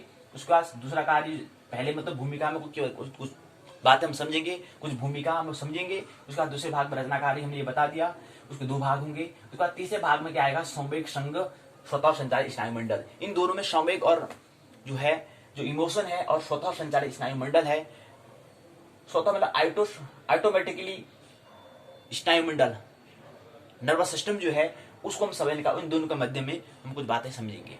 उन दोनों के बीच में क्या है, संवेग कैसे करते हैं, दोनों को एक साथ देने का प्रयास करेंगे। तो ये तीसरा भाग होगा। तो यहीं पर क्या हो जाएगा, फिर इकाई तीसरी पूर्ण हो जाएगी। इकाई तीसरी पूर्ण होते ही क्या हो जाएगा, खंड 5वां, प्रेरणा और संवेग, मोटिवेशन और इमोशन, दोनों भाग क्या हो जाएगा। प्रेरणा को हम अभिप्रेरणा भी कह सकते हैं। अभिप्रेरणा उसका आगे का रूप है, लेकिन महत्वपूर्ण प्रेरणा होता है। और प्रेरणा हमने क्या है, हमने कहा प्रेरणा मतलब होता है अपने आप को सांत्वना ढूंढना, और अभिप्रेरणा मतलब अपने आप को शांति प्राप्त करना। अभिप्रेरणा मतलब शांत हमें हो जाना है, और प्रेरणा का मतलब होता है सांत्वना अपने आप को करना, अपने आप को सांत्वना दिलाना, वो प्रेरणा कहलाएगा। अपने आप को शांति दिलाना, वो अभिप्रेरणा कहलाएगा। तो अभिप्रेरणा को यहाँ पर उत्तराखंड मुक्त विश्वविद्यालय ने अभिप्रेरणा को मोटिवेशन कहा है। आप प्रेरणा को आंग्ल भाषा में क्या कहेंगे, ये आप पर विचार करेंगे। अभिप्रेरणा को उन्होंने मोटिवेशन कहा है। उन्होंने यहाँ पर प्रेरणा की बात नहीं की है, जो इकाई दिया, खंड दिया है, खंड का नाम लिखा है अभिप्रेरणा, प्रेरणा नहीं लिखा है, अभिप्रेरणा लिखा है। अभिप्रेरणा मतलब शांति की बात उन्होंने की है। अगर प्रेरणा लिखते तो अपनी सांत्वना की बात करते। तो इन दोनों में यही अंतर है। एक प्रेरणा का मतलब है सांत्वना, और अभिप्रेरणा का मतलब है शांति। शांति, मन की बेचैनी को, मन को सांत्वना दिलाना, प्रेरणा, मन को शांति दिलाना, अभिप्रेरणा। आइए उत्तराखंड मुक्त विश्वविद्यालय जो इकाई में दिया है उसको समझने का प्रयास हम करते हैं। इसमें महत्वपूर्ण बात आती है, दिया है इसमें संवेग स्वरूप, शारीरिक परिवर्तन, सिद्धांत जेम्स लांजे, केनेथ बार्ड और क्रियाशीलता। प्रस्तावना, उद्देश्य, संवेग का स्वरूप, संवेग और प्रेरणा, संवेग और भाव। संवेग के स्वरूप में अंदर दो बातें होती हैं, संवेग और प्रेरणा, दूसरा संवेग और भाव। तीसरी बात है संवेग में होने वाले शारीरिक परिवर्तन। अगर संवेग में अगर हम इमोशन जब हो जाते हैं, अगर भावना तो हो जाते हैं, तो हमारे मुंह से शब्द ही नहीं निकलते हैं। या जो क्रोध आ जाता है, क्रोध जब हो जाता है तो हमें फिर कुछ बातें निकलती नहीं है, तो कुछ घटना शरीर में कुछ परिणाम होता है। जैसे वहां पर युद्ध में हो रहा है तो युद्ध में कुछ बातें अर्जुन की कुछ हो रही तो वो बात उसके मुंह से नहीं निकल रही है, तो कृष्ण उसके शरीर में जो परिणाम हो रहा है उस परिणाम से बात को उसका विश्लेषण कर पा रहे हैं। तो ऐसा कुछ होता है। अगर हम संवेग को जब हम हो जाते हैं तो उसमें शारीरिक क्या परिवर्तन, क्या चेंजेस आते हैं, इसको लेने का प्रयास यहाँ पर करेंगे। इसके बाद संवेग के सिद्धांत। सिद्धांत में संवेग के संबंध में सामान्य कुछ विचार को, अगले सिद्धांत में जेम्स लांजी का सिद्धांत होगा, दूसरा केनेथ बार्ड का सिद्धांत होगा, तीसरा क्रियाशीलता का सिद्धांत। मुख्य 3 सिद्धांत हैं, लेकिन साथ साथ एक और भी है संवेग के संबंध में सामान्य कुछ विचार। ये 4 बातों को लेने का प्रयास करेंगे। तो सारांश, शब्दावली, शोभना के हेतु प्रश्न होंगे, संदर्भ के अंदर सूची होगी, निबंधात्मक प्रश्न होंगे। प्रस्तावना क्या है? प्रस्तावना कहते हैं, फिर उद्देश्य कहते हैं। उद्देश्य में 4 उद्देश्य लिए हुए। संवेग का स्वरूप कैसा है उसको बताने का प्रयास क्या है। संवेग का स्वरूप एक भावनात्मक प्रक्रिया है। संवेग क्या है? एक भावनात्मक प्रक्रिया है जिसका प्राणी के जीवन में बड़ा ही महत्वपूर्ण स्थान है। यह अंग्रेजी के शब्द इमोशन से बना है। इमोशन का मतलब होता है, जो इमोशन जो है, इमोशन शब्द की उत्पत्ति लैटिन के इमोवर से बना है। जो इमोशन शब्द है, इमोशन शब्द लैटिन के इमोवर से बना है, ये हमें ख्याल रखना चाहिए। इमोवर से बना है जिसका अर्थ होना उत्तेजित करना या घबरा देना। इमोवर जो है, लैटिन शब्द का जो इमोवर है उसका मतलब होता है उत्तेजित करना या घबरा देना या बेचैनी उत्पन्न करना, या मन का क्या होता है अस्त व्यस्त कर देना, लैटिन शब्द का मतलब। इसी इमोर को उन्हें थोड़ा समझ के क्या करता है, इमोशन कर दिया उन्होंने, इमोवर को इमोशन कर दिया। अब देखो ना, कोई व्यक्ति होते हैं जैसे कोरोना वायरस है, इसको कोरोना किसी ने व्यक्ति ने नाम दिया है, बाकी समाज जो व्यक्ति हैं सभी उसको कोरोना कोरोना कहना शुरू कर देते हैं। लेकिन जिस वजह जब आ रहा होगा तो उसमें किसी जो चिकित्सक जो होंगे उन्होंने उस बीमारी का नाम कुछ विचार सोच करके उसका नामकरण किया होगा। जैसे कोई व्यक्ति आता है, जब उसका जन्म होता है तो उसका एक नामकरण हम पंडित जो है सोच विचार करके उसका नामकरण करते हैं। ऐसे कुछ चिकित्सक जो हैं जिस बीमारी को आती है उसका भी नामकरण क्या है, सोच विचार के करते हैं। तो ऐसे एक इमोशन शब्द कह रहे हैं, संवेग कह रहे हैं, उसको भी एक विचार सोच समझ के उन्होंने रखा है। तो ये इमोशन शब्द ने रखा, जो इमोशन मूल शब्द किससे बना है, लैटिन के इमोवर से बना है, ये हमें ख्याल रखना चाहिए। तो इमोवर को बाद में फिर इमोशन कह दिया। इमोशन में संवेग में क्या आता है, जैसे क्रोध आता है, भय आता है, काम आता है, ईर्ष्या आता है, प्रेम आता है, घृणा आता है, ये सब क्या है, एक दूसरे के मिश्रण होने के स्वरूप में होता है। तो संवेग में क्या होता है, इमोशन में क्या होता है, इमोशन में क्रोध आ जाता है, इमोशन में ईर्ष्या आती है, द्वेष आता है, जलन आता है, प्रेम करना, घृणा करना, काम, क्रोध, लोभ करना, मोह करना, ये सब क्या है, इमोशन के भाग है। इमोशन एक जटिल स्वरूप का होता है, ये हमें ख्याल रखना चाहिए। बाकी विस्तार से बात हम नहीं कर पाएंगे। यहाँ पर आप बुडवर्थ बताते हैं, प्राणियों के उत्तेजित होने की स्थिति को संवेग कहते हैं। वाटसन बताते हैं संवेग एक प्रकार की अप्रकट व्यवहार का प्रतिरूप होता है, जिसमें संपूर्ण शारीरिक तंत्रों के विशेष अंतरावयवों पर एवं ग्रंथियों में भारी परिवर्तन होता है।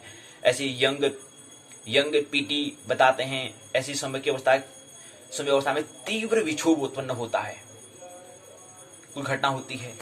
शारीरिक और मानसिक क्रियाओं को प्रभावित से शरीर और मानसिक क्रिया होती है। भावना, आप जैसे कृष्ण भी क्या है, कृष्ण जब अर्जुन जब कृष्ण से कहते हैं मेरी सेनाओं को दोनों सेनाओं के मध्य में ले जाओ, मध्य में ले जाते हैं, तो वहां पर कुछ अर्जुन भावनात्मक हो जाता है, वो संवेग को इमोशन हो जाता है, तो वहां से उसके शरीर में घटना हो जाती है।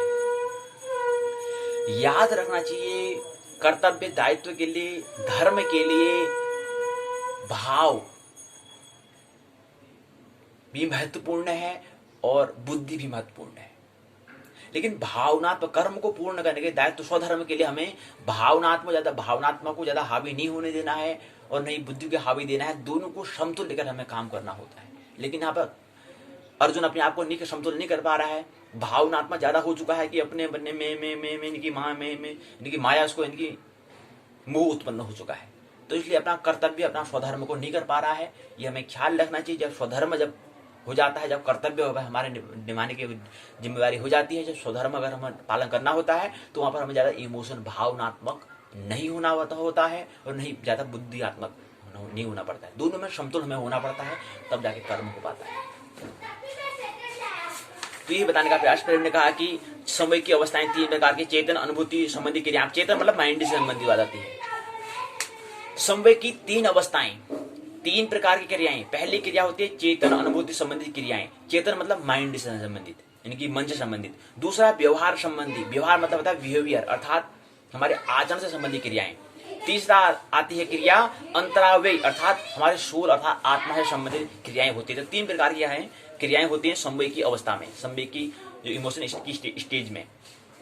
कुछ बातें होती हैं, 1 2 3 4 5 बातें बताई हैं कि संवेग की उत्पत्ति से कुछ बातें आती हैं। संवेग में क्या है, संवेग से हम संवेग उत्पन्न होने पर हमारी उत्तेजना उपस्थित हो जाती है, चेतना या ज्ञान का अनुभव होता है। ऐसी कुछ 5 बातें दी हुई है। उसके बाद फिर दिया है संवेग और प्रेरणा क्या है। संवेग किसे कहते हैं और प्रेरणा किसे कहते हैं। कल भी हमने बताया कि प्रेरणा मतलब क्या होता है, अपने आप को अपने मन की बेचैनी के लिए सांत्वना को ढूंढना, वो प्रेरणा कहलाता है। और अभिप्रेरणा अपने मन की बेचैनी को पूर्ण करने के लिए हमें शांति प्राप्त करने के लिए हम क्रिया करते हैं, उस क्रिया का नाम, उस प्रक्रिया का नाम, उस प्रोसेस का नाम हम अभिप्रेरणा कहते हैं। तो संवेग, इमोशन और प्रेरणा का मतलब क्या होता है, इन दोनों को एक साथ बताने का प्रयास यहाँ पर किया गया है। इसके बाद अगले क्रम में एक दूसरे में कुछ भिन्न प्रक्रियाएं होती है, ये बताने का प्रयास यहाँ पर किया गया है। संवेग और प्रेरणा जो है वो एक दूसरे से क्या है, भिन्न प्रक्रियाएं होती है, प्रोसेस होते हैं, हमें ख्याल रखना चाहिए। संवेग अलग है, प्रेरणा अलग है। इन दोनों भी एक दूसरे के भिन्न होते हैं, भिन्न है ये समझ रखना चाहिए। दोनों एक जैसे नहीं है, दोनों एक नहीं है। दूसरा अगला आता है संवेग और भाव। पहले हमने संवेग और प्रेरणा लिया, दूसरा संवेग और भाव। इसके लिए समझने के लिए कुछ यहाँ पर 1 2 3 4 5 6 7 बातें बताई हैं, 7 तथ्य यहाँ पर दिए गए हैं। अब 7 तथ्य क्या है उसको हम यहाँ पर जिक्र नहीं करेंगे, समय नहीं है। अगले क्रम में अगले प्रकरण में आगे बढ़ जाएंगे। अगले प्रकरण है संवेग में होने वाले कुछ शारीरिक परिवर्तन। शारीरिक परिवर्तन के लिए यहाँ पर 2 प्रकार के परिवर्तन का यहाँ पर वर्णन संक्षेप में किया है। पहला आता है मुखाकृति अभिव्यंजना। मुख की आकृति में कुछ अभिव्यंजना होना, यानी कि जो हमारा मुख है उसमें तुम्हारा जब गुस्सा आता है तो लाल हो जाते हैं, बबूल हो जाते हैं, तो कुछ आकृति की व्यंजना होती है, मुखाकृति की अभिव्यंजना होती है। पहली बात। 2 प्रकार के मुख्य परिवर्तन को बताया है। पहला आता है मुख आकृति का अभिव्यंजना। दूसरा आता है स्वराभिव्यंजन। स्वराभिव्यंजन मतलब स्वर में जो बोल रहे हो तो हमारे मुंह से शब्द ही निकलते हैं, ये शरीर में परिवर्तन होगा। जब हम संवेग, जब इमोशन होगा, हम भावनात्मक हो जाएंगे, क्रोध करेंगे तो हमारा मन में कुछ अलग घटना हो जाएगी, शरीर लाल होने लग जाएगा, कुछ घटना होगी, कुछ परिणाम, कुछ रिजल्ट हमें दिखाई देगा। तो दूसरा ये होता है। तीसरा, पहले मुखाकृति अभिव्यंजना, दूसरा स्वराभिव्यंजन, तीसरा है शारीरिक स्थितियां। इसके अंदर 3 बातें दी हुई, 3 तथ्य दिए गए हैं। अब 3 तथ्य क्या है उस पर बात नहीं करेंगे। अगला आता है चौथा, सांस की गति में परिवर्तन। श्वास की गति में परिवर्तन हो जाता है जब भावनात्मक हो जाते हैं, इमोशनल हो जाते हैं, तो हमारे सांस में भी हमारी गति में परिवर्तन हो जाता है। अगला है 5वां, हृदय की गति में परिवर्तन हो जाता है, नाड़ी की गति में परिवर्तन हो जाता है। नाड़ी, हृदय और श्वास, 4 बातें होती हैं। 3 बातें होती हैं, सांस, हृदय और नाड़ी। रक्त भी परिवर्तन हो जाता है, यानी कि 4 बातें कौन कौन सी। पहले सांस में परिवर्तन हो जाएगा, अगर हम भावना पे इमोशनल हो जाएंगे तो सांस में परिवर्तन हो जाएगा, सांस की गति में परिवर्तन हो जाएगा, फिर हृदय की गति में परिवर्तन हो जाएगा, तीसरा नाड़ी की गति में परिवर्तन हो जाएगा, चौथा फिर रक्त संबंधी, रक्त जो हमारे ब्लड प्रेशर है वो भी हाई या कम ज्यादा हो जाएगा। ब्लड प्रेशर मतलब ब्लड में रक्त होता है, प्रेशर में होता है तनाव, यानी कि जो रक्त जो प्रवाह हो रहा है इसमें हाई होगा या लो होगा, ये निर्भर क्या करेगा, हमारे जब भावनात्मक होते हैं तो रक्त हमारे जो रक्त संबंधी जो क्रियाएं हैं उसमें भी कुछ चेंजेस हो जाते हैं। बीपी का भी, इसको संक्षिप्त में बीपी कहते हैं, आंग्ल भाषाओं में संक्षिप्त में इसको बीपी कहते हैं। बीपी का मतलब क्या होता है, ब्लड प्रेशर हाई है कि लो है, उच्चतम है कि न्यूनतम है। ये हमारे जब भावनात्मक होते हैं तो उस समय कुछ में भी क्या हो जाता है, परिवर्तन, चेंजेस हो जाता है जब हम भावनात्मक होते हैं। अगला आता है रस, पाक और पाचन क्रिया में परिवर्तन, ये 8वां भाग इसका दिया हुआ है। 9वां है त्वक प्रतिक्रिया या मानस तरंगों में परिवर्तन। अगला 10वां है ग्रंथि और पिंडों की क्रिया में परिवर्तन। ये बातें यहाँ पर बताइए 10वीं। 11वीं अन्वयी परिवर्तन, अन्य न्यायी परिवर्तन होता है। अन्य न्यायी परिवर्तन ये क्या है? 11 परिवर्तन होते हैं हमारे शरीर में, ऐसे जो परिणाम होते हैं उससे हम पता करते हैं कि हाँ व्यक्ति क्या हो गया, भावनात्मक हो चुका है। जब कोई व्यक्ति रोने लगता है तो भावनात्मक की परिणाम रिजल्ट क्या हो रहा है, शरीर में कुछ घटनाएं हो रही है, तो ये से पता लगता है कि व्यक्ति भावनात्मक है। सिद्धांत आता है, सिद्धांत के अंदर कुछ बातें यहाँ बताई गई हैं। पहले सिद्धांत यहाँ पर पहला सिद्धांत है संवेग के संबंध में सामान्य विचार दिया है। दूसरा जेम्स लांजे के मित्र, दो मित्र हैं, मित्र जेम्स और लांजे ने कुछ सिद्धांत दिए हैं, उसकी बात की गई है। अगले में जेम्स लांजे सिद्धांत के कुछ सारे आधार उन्होंने बताया है। पहले संवेग सिद्धांत में यहाँ पर पहले में संवेग के संबंध में सामान्य विचार, पहली बात तो ये है। दूसरी बात में फिर मित्र जेम्स और लांजे ने कुछ सिद्धांत दिए हैं संवेग के बारे में, इमोशन के बारे में। उसके बाद फिर उन्होंने जो मित्र जेम्स और लांजे ने जो संयुक्त रूप से कुछ सिद्धांत बताया, कुछ बातें बताई, कुछ तथ्य बताए, उसके शारीरिक आधार उन्होंने कुछ बताया। उन्होंने कहा इसमें शरीर का कुछ आधार होता है। उसका उसकी समीक्षा इनने यहाँ पर की गई है। जेम्स और लांजे सिद्धांत की यहाँ पर समीक्षा की गई है। इसके अंदर पहला, दूसरा, तीसरा, चौथे के अंदर पहला, दूसरा, फिर 5 और 6, ये 6 क्या है, इसके तथ्य इसके अंदर 6 तथ्य दिए गए हैं। समीक्षा के अंतर्गत कुछ 6 तथ्य दिए गए हैं। 6 तथ्य आप क्या है इसमें यहाँ पर बात नहीं करेंगे, 6 तथ्य दिए गए हैं। उसके बाद 6 तथ्य जिसमें जो चौथा है, चौथे के भी फिर पुनः 2 तथ्य दिए गए हैं। फिर यहीं पर क्या जाता है, जेम्स लांजे के सिद्धांत क्या होता है, वो पूर्ण हो जाता है। अगले फिर 2 मित्रों ने संयुक्त रूप से सिद्धांत दिया है संवेग के बारे में। कैनन और बार्ट का सिद्धांत है। यहाँ पर कुछ संयुक्त कुछ बातें बताई गई हैं, ज्यादा विस्तार से उन्होंने नहीं बताया है। पहले में उसे परिचय के बारे में, पहले भाग में परिचय उन्होंने बताया, दूसरे भाग में उन्होंने मूल्यांकन के बारे में, इवोल्यूशन के बारे में बताया है। और जो मूल्यांकन है इसके अंदर 2 तथ्य दिए गए हैं। उसके बाद फिर क्या था, ये कैनन बार्ट सिद्धांत या मूल्यांकन के अंदर 2 तथ्य दिए गए, फिर वहीं पर क्या आता है, कैनन बार्ट सिद्धांत पूर्ण हो जाता है। ये बात तीसरा और चौथा सिद्धांत आ जाता है क्रियाशीलता का सिद्धांत। इसमें पहले में परिचय दिया गया है, दूसरे में इसका भी मूल्यांकन किया गया है। मूल्यांकन संबंधी कुछ 2-3 उस परिचय इसको दिया गया है। फिर यहीं पर क्या होगा, मूल्यांकन संबंधी ये बात पूर्ण हो जाती है। यहीं पर क्या हो जाएगा, इकाई क्या हो जाएगी, दूसरी इकाई पूर्ण हो जाएगी। दूसरी इकाई में सारांश से कुछ बात बताएंगे। संवेग एक भावनात्मक प्रक्रिया है जिसका अर्थ प्राणी की उस अवस्था विशेष से होता है जिसमें प्राणी उत्तेजित होकर जोशपूर्ण व्यवहार उत्पन्न करता है, प्रदर्शित करता है, कुछ क्रियाएं करता है। संवेग की 3 क्रियाएं होती है। हमने कहा चेतन अर्थात माइंड से संबंधित बात हमने की, माइंड से हमने बात की। चेतन अनुभूति संबंधी क्रियाएं, पहले क्रिया होती है माइंड से संबंधित, दूसरा व्यवहार अर्थात बिहेवियर से, आचरण संबंधी क्रिया, तीसरा अंतरावय अर्थात सोल से।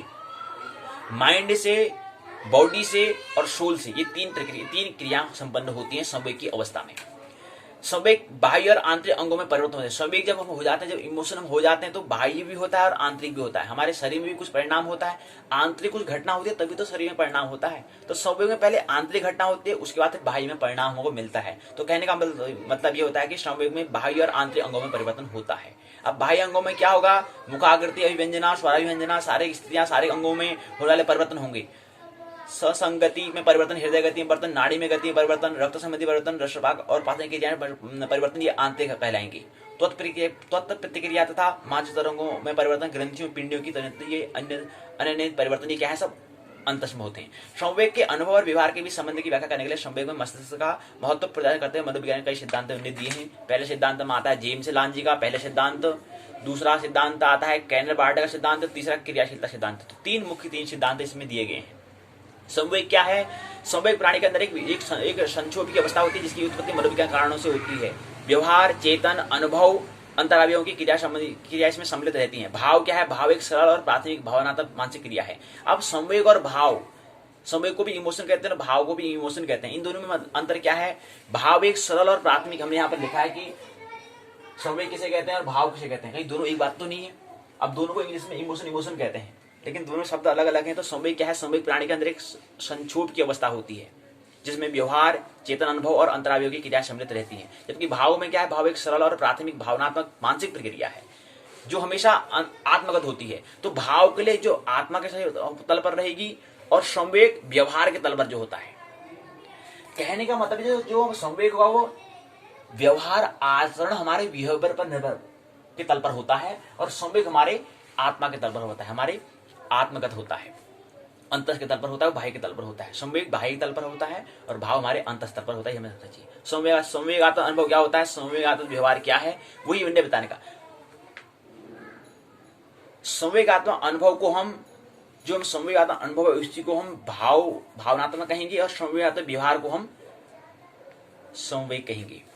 तो यहाँ पर कुछ बात दी है, स्वमूल्यांकित प्रश्न दिए हैं, संदर्भ में सूची दी है। निबंधात्मक प्रश्न, संवेग को परिभाषित करो, इसकी विशेषता का उल्लेख करो, भाव और संवेग में अंतर बताओ, संवेग में होने वाले आंतरिक शारीरिक परिवर्तन का आंतरिक और शारीरिक जो परिवर्तन उसका वर्णन करो।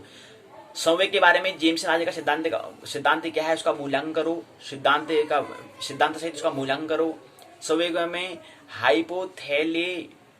हाइपोथैलेमस की भूमिका का उल्लेख करें, टिप्पणी करें, प्रेरणा संवेग के अंतर करें, संवेग और बाह्य शारीरिक में परिवर्तन क्या होता है, संवेग जब होता है तो बाह्य शारीरिक में क्या परिवर्तन होगा, संवेग का क्रियाशीलता सिद्धांत क्या है उस बारे में बताइए। तो यहीं पर क्या इकाई पूर्ण हो जाती है। अगली अंतिम इकाई इस खंड की, 5वें खंड की, वह संवेग। संवेग में स्वतः संचालित स्नायुमंडल की भूमिका होती है, इसमें बताने का प्रयास यहाँ पर किया गया है। प्रस्तावना उद्देश्य, संवेग में स्वतः संचालित स्नायुमंडल की भूमिका। दूसरा है स्वतः संचालित स्नायुमंडल की रचना और कार्य, स्वतः संचालित स्नायुमंडल एवं संवेग। सारांश शब्दावली, 100 मूल्यांकन प्रश्न दिए हैं, संदर्भ में सूची दी हुई है, निबंधात्मक प्रश्न दिए गए हैं। ये बताने का प्रयास इस इकाई में किया गया है।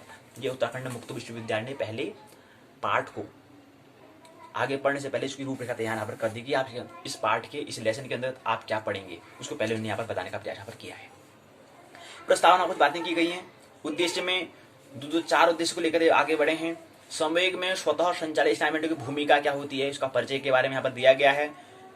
2-3 बातें यहाँ पर कुछ बताई गई हैं। अब क्या बताई है उसको बात हम नहीं करेंगे, समय नहीं है, बार बार कह रहे हैं कि समय कम है, इसलिए विस्तार से बात नहीं होगी। तो यहाँ पर भूमिका के बारे में कुछ 2-3 बातें यहाँ पर भूमिका के बारे में यहाँ पर दिया गया है। ये देखिए भूमिका के बारे में इतना यहाँ पर दिया गया है, यहाँ से लेकर के यहाँ तक दिया गया है। ग्राफ पैराग्राफ यहाँ पर दिया गया है।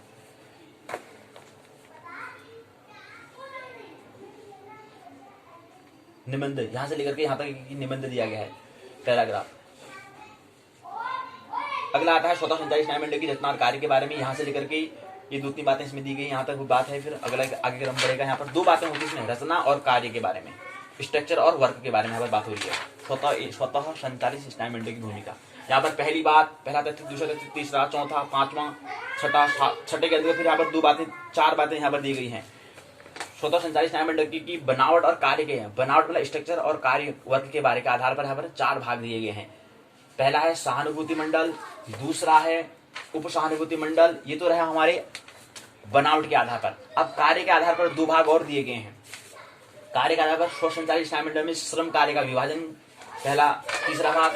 चौथा है ये कार्य के आधार पर है, वर्ग के आधार पर। यहाँ पर ठंडी की बातें, यहाँ पर 3 अवसर, यहाँ पर 3 अधिक सक्रिय होती हैं।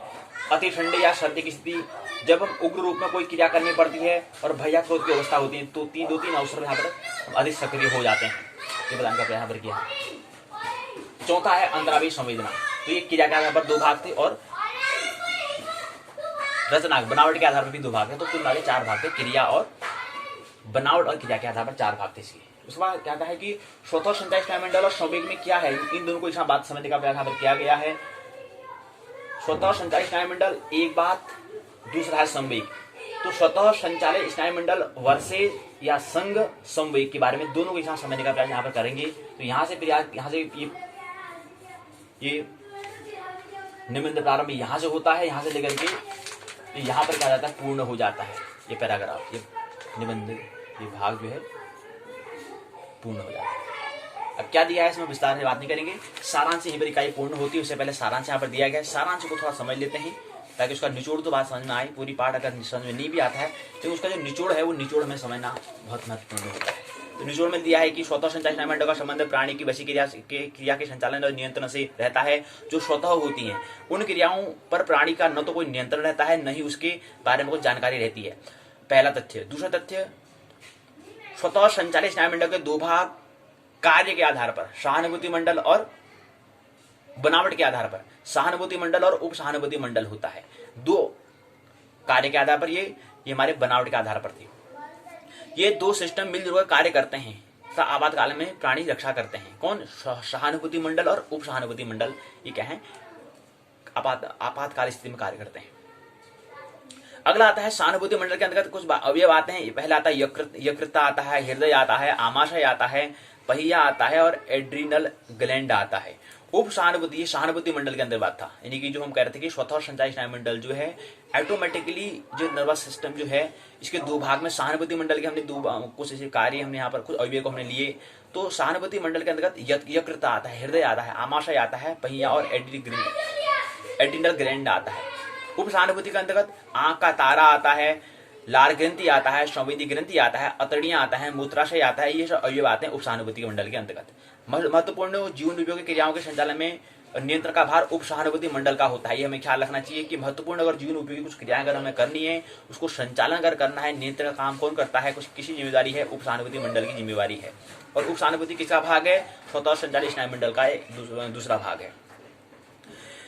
सहानुभूति मंडल की क्रियाएं उस समय प्रधान होती है जब प्राणी तीव्र मानसिक तनाव में होता है, जब बहुत तीव्र मानसिक मतलब मेंटली इसमें प्रेशर होता है, तनाव होता है, या किसी प्रकार के जीवन खतरे में होता है, जब पहाड़ से नीचे गिरने वाला डर होता है, कूदने वाला वहां पर होता है, तो उस समय भी क्या होता है? उप सहानुभूति मंडल की भूमिका होती है। उस समय उप सहानुभूति दूसरा भाग, पहला सहानुभूति, दूसरा उप सहानुभूति उसमें एक काम करता है। यदि उप सहानुभूति मंडल जीवन रक्षा संबंधी दैनिक क्रियाओं के संचालन संकट की स्थितियों में निपटने के लिए अतिरिक्त ऊर्जा संचय करने का कार्य करता है, तो उसमें अगर उसमें मन का भय लगता है तो उसमें क्या होता है? अतिरिक्त ऊर्जा संचित करने का कार्य किसका होता है?